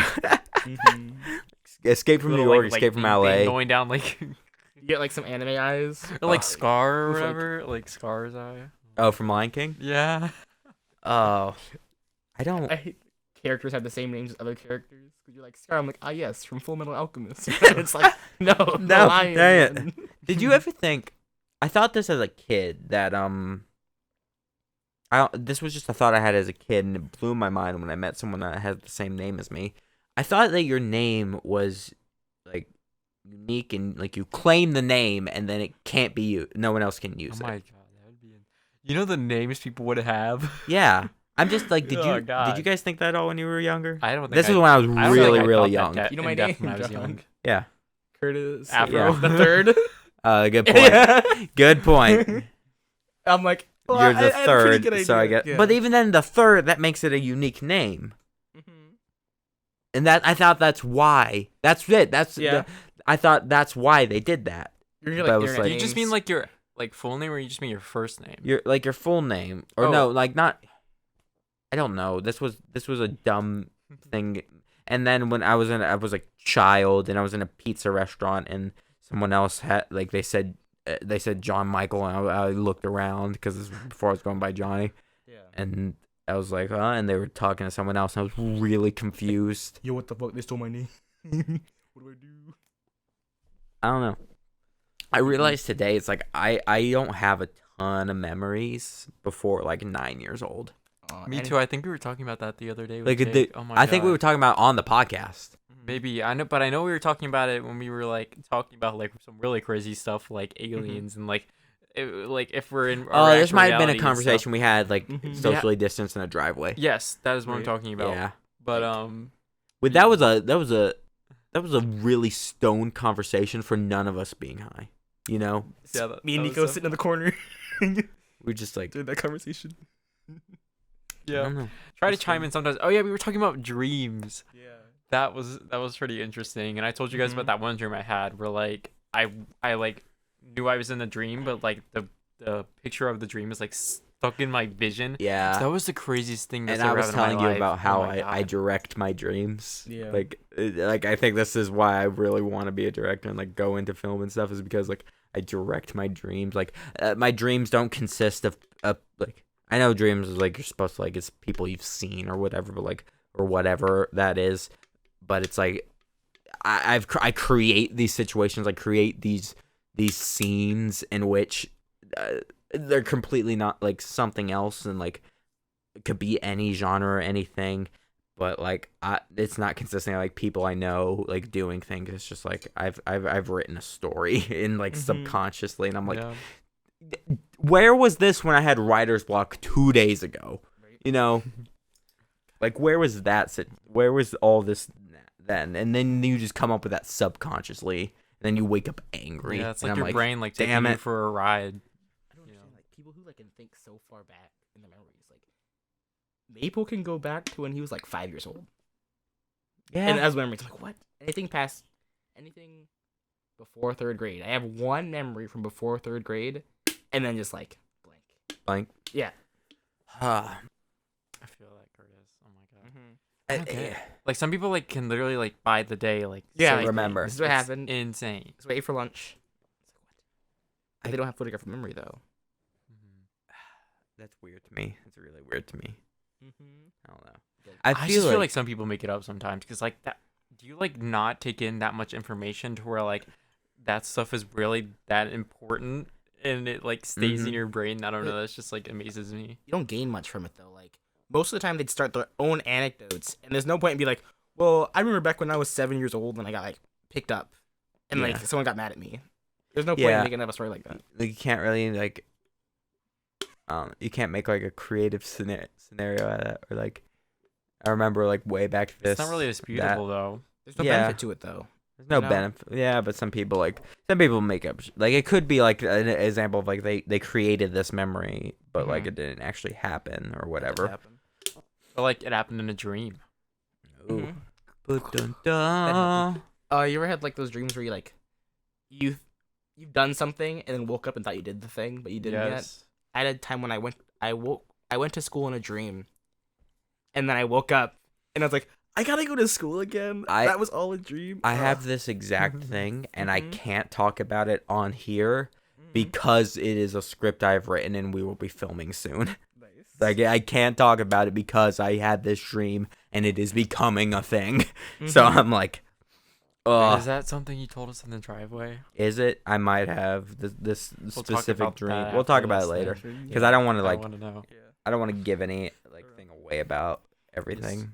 Yeah. I've created a script around it. I drew some story circles and filled out some goat and some through lines. I'm like, hey, this is the characters go through arcs. We're good. When we brought up the dreams things, we were talking about like, oh yeah, I remember my dream thing, and I thought back, and all I remember was like me sitting there thinking about your dream world as just like a Mario Maker-esque, like Mario John sitting there. He's the invisible hand. He's making the dream. You're not. Then the amiibos. Yeah.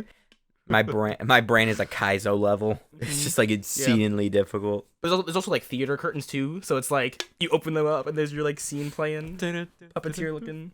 It's like like, and then it's like the Muppets and you two are up in the rafters like Statler and Waldorf, just like ragging on my dreams, literally. What are you doing? This plot is horrible. Where's the direction? Okay, I think. Is there anything else you guys want to talk about before we wrap up? I think we talked about a whole bunch. We talked about a lot. My brain only has a limited amount of stuff we can discuss. Oh, there was one more thing I wanted to talk to Niko about while we're here. Yeah. Okay. I know there's a game that me and Niko played a lot of when we were younger. Which one? Because there's a lot. Well, we're gonna get to it, and.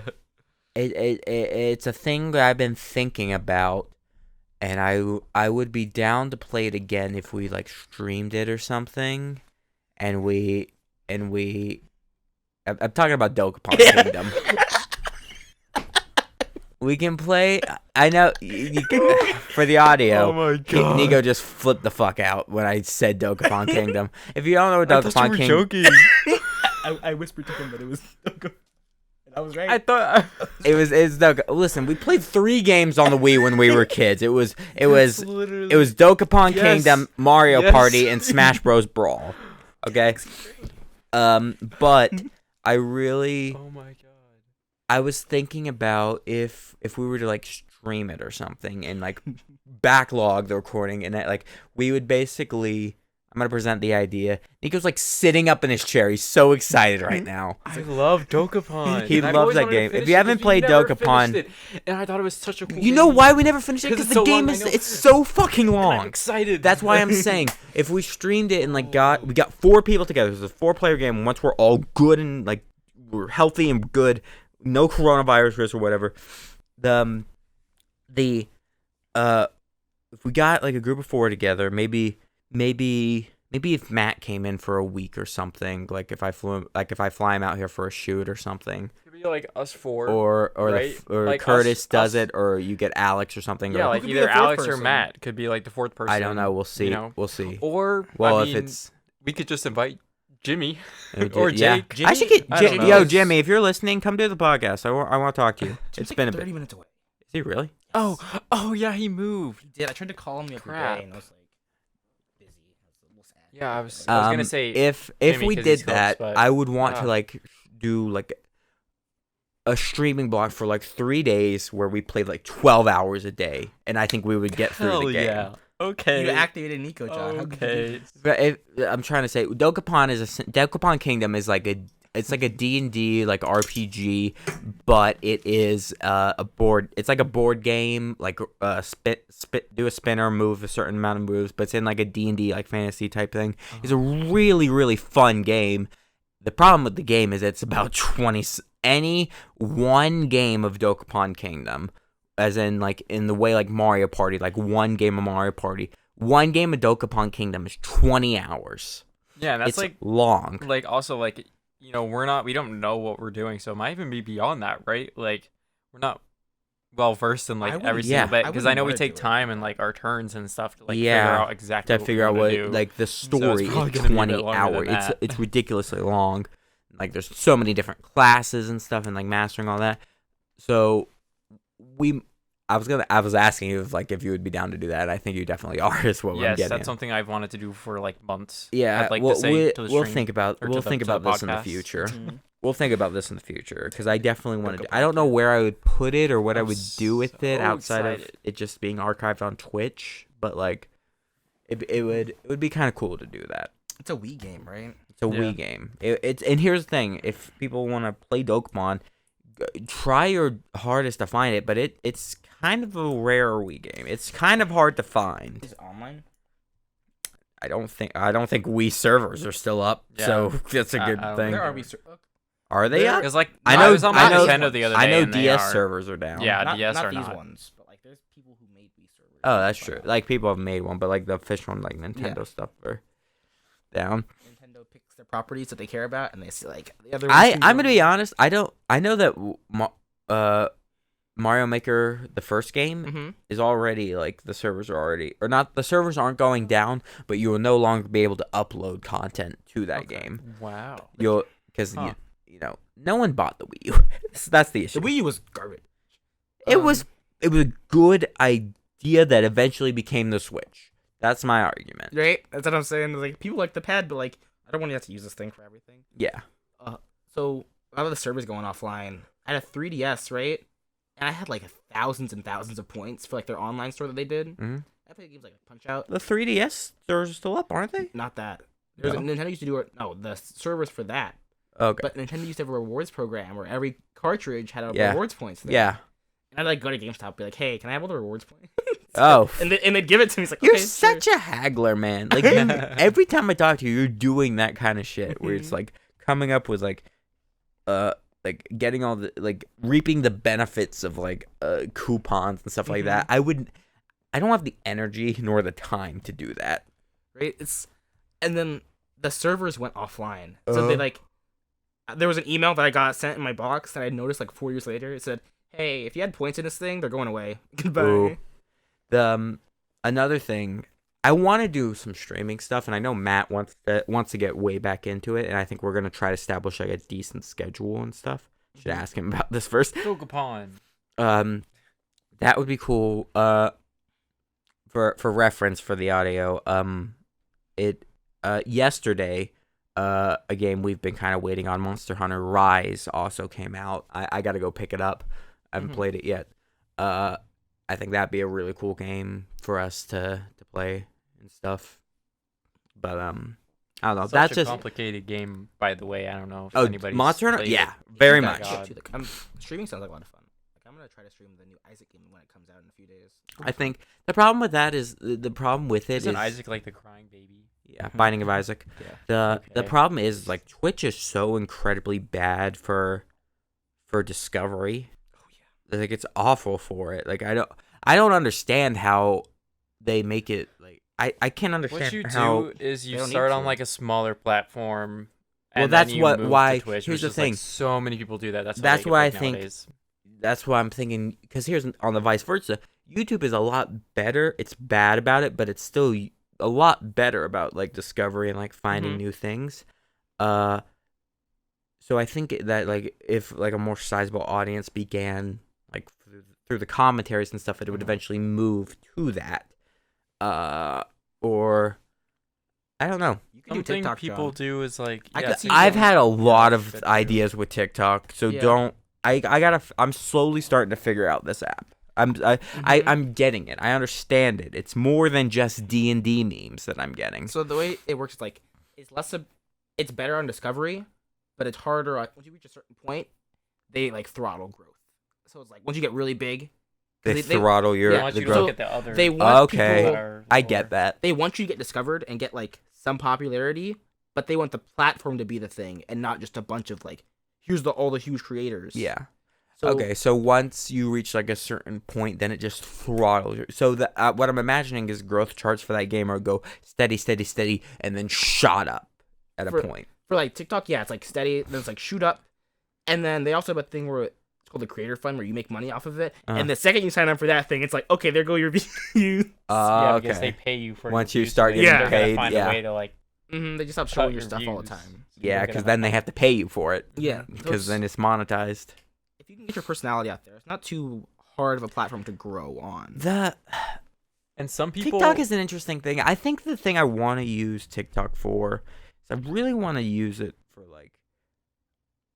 I want to make like, because like there's a cap. It's like minute per video, right? Yes. I would really like to do my best to make like as like fully produced as like little 1 minute short films, like kind of the stuff I'm already like working on for like Blue Curl and stuff for that stuff.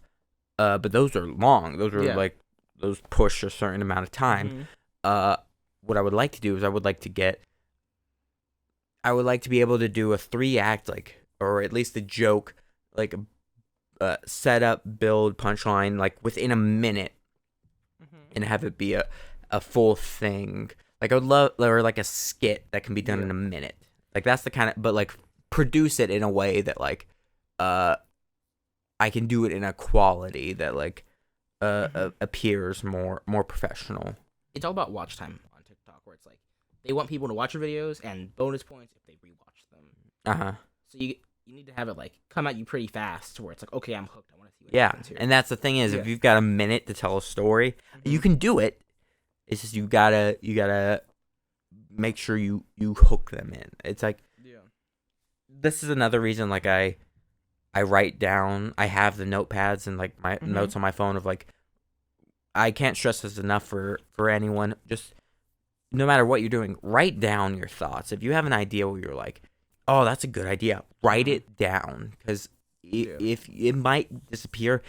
I know like Stephen King never writes down his ideas because he's like, if the idea wasn't good enough to remember, then it's not good enough to like write. I don't like that. I think it's like, because there's been so many ideas where I've had where it's just like a fleeting moment of like of thinking about something, and then it eventually becomes, I can develop it later. And so I've got like pages of just like random thoughts that I could turn into something. Like I also dream can't journal. Like, you get hours of like passion, where it's like, this is the thing I want to work on. But if you don't write that down, like you can preserve that passion as long as you have it written down and you can come back to it. But if once you've lost it, it's really hard to like get that back. emotion back. There's certain ideas I have, like I've written drafts for and stuff, that I'm like, I will make this one day. I just do not have the physical capability, nor do I have the money, or they're ideas that are too big for me right now. And to do them justice, I would have to do them later. So I have those like off in a vault that I'll open in a long enough period of time when I'm more confident that I can do this idea justice. And in the meantime, I have my other more achievable ideas that I constantly those are the stepping stones that will eventually lead me to when I can open that vault. Yeah, it's like the thing about school where it's like, it's zapping your time away. So those things that you want to work on, dude, like the classes I'm taking, like they're so like back burner. I don't need to really stress too much as long as I get all the work done. Right. It's like, not back burner. I do take pride in my work and I do work hard there. It's just like, I understand that like this is temporary. What I'm working towards in the future, that is the future, you know? Yeah, it's like, okay, this is the grunt work. This is like, I just got to put in the time, you know, and then we'll get somewhere eventually. Eventually, yeah. And that's part of the reason I can't talk about that. Never mind. Don't worry about that. The part of the reason of plans that I have in the future that I've talked to you guys about, but I don't. I have a whole like announcement thing planned with that with the pre-records with Jake and stuff. It's so important to have plans, especially like going into college. Like I gotta have something to like plan for after this, you know? Yeah, and that's my thing is like that goes back to me not wanting to ever be stagnant. I want to always be working towards something. That being said, I have had these thoughts recently. This is the last thing we'll talk about today. I've had these thoughts recently of like it's becoming more and more appealing in my life to just like renovate a van and then just drive around everywhere. Right. That becomes more and more appealing to me by the day, you know, like just become the wanderer, just go from place to place and bring a guitar and some paints and you'll be fine and just live your life that way. But also like the other part of me is like, yeah, but you can make, I think that I understand my capabilities. I know I have the determination that I can do something. And that's what I'm going to do. I'm going to work towards that. And then eventually, maybe one day, or maybe I'll just stop caring about like trying to be something, and that will be my backup plan. Is I'll buy a van, I'll renovate it, and then I'll just travel around. I'll go from place to place. I'll roam from town to town. You know, be like a traveling comedian. Oh, that'd be cool. Mm-hmm. Traveling comedian. comedian. On TikTok actually. There's like traveling comedians that just go around like, hey, wait 1 minute. 1 minute, I threw out like 5 jokes on the street and got some laughs, and then like they get like their 2 million views. Yeah, just like Twitch streamers. Like as you were saying earlier, you want to do Twitch. Like what a lot of Twitch streamers do is they put on like they're really funny clips that will like draw people in to their like actual Twitch that they can link. TikTok does seem like a great platform for promotion. It does seem like a really, and not in the way Twitter is, where it's this cauldron of just like disgusting sludge of promotion, where it's like that's all Twitter is at this point. It's amidst that and rants and canceling people. Like it's amidst all of that. Like Twitter is the cesspool, but I feel like TikTok. Yes, TikTok will eventually become that, because eventually that we as people will demonize these platforms to the point and abuse them to the point that it eventually destroys it. Much in the way it's like much in the way of like mining the oil from the earth and then it spills and then and now the planet's on fire. I feel like that's the same thing they do with these platforms. It's like eventually we've used the internet, like influence culture to destroy itself. That's the thing about TikTok, where it's like on Twitter you see things that are like trending or popular and you can like check out those. Like if I was when I'm streaming, I don't want the people that frequent Twitter as the people that I'm talking to on the stream, you know. It is.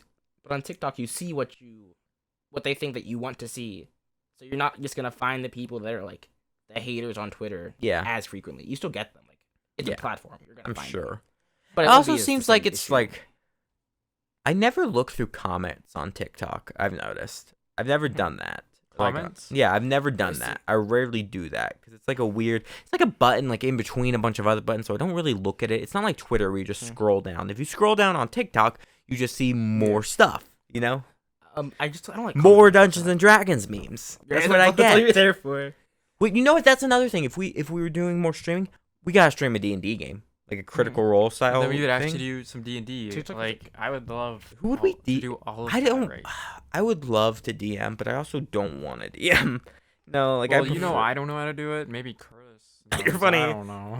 Only DM that I know is Vlad. Yeah. And we could get him maybe. He's not far. Right? I mean, not our Vlad. You know he's like pretty busy, right? The other Vlad? Okay. We can fly him out. He's in North Carolina. That's the Vlad I was talking about. Okay, I thought you meant Chris. Okay. If I'm talking about Chris, I'm gonna. We know too many people. We know too many people. Yeah. I think, okay, we got to wrap this up because otherwise we're going to keep going. We should, Dungeons and Dragons would be fun for us to play though. I'm just so excited that we're at a point. Dokapon first is all I got to say because I'm going to say we're at a point now where I'm so excited that we can be in the same room as another person. Not yeah, we're so close, but like we're at the point where it's like those numbers are going down, man, and they're going down great. They're shooting down. I mean, starting in 3 days, we'll be able to get vaccines. John, you did this. Ooh. You activated Niko for this Dokapon. Yeah. You unleashed him upon the world. You've unleashed the demon that is me playing Dokapon. All right. Let's wrap it up. Want to hear a song for 2 more hours? You don't want to talk for 2 more hours? I don't know. No, we're good. Hi, Niko. No. Wrong show. We're not doing that. No, it's like he did that yesterday, Bad and we had to do that for his one thing. The commentaries have like they have to start at a certain second. Hey everybody.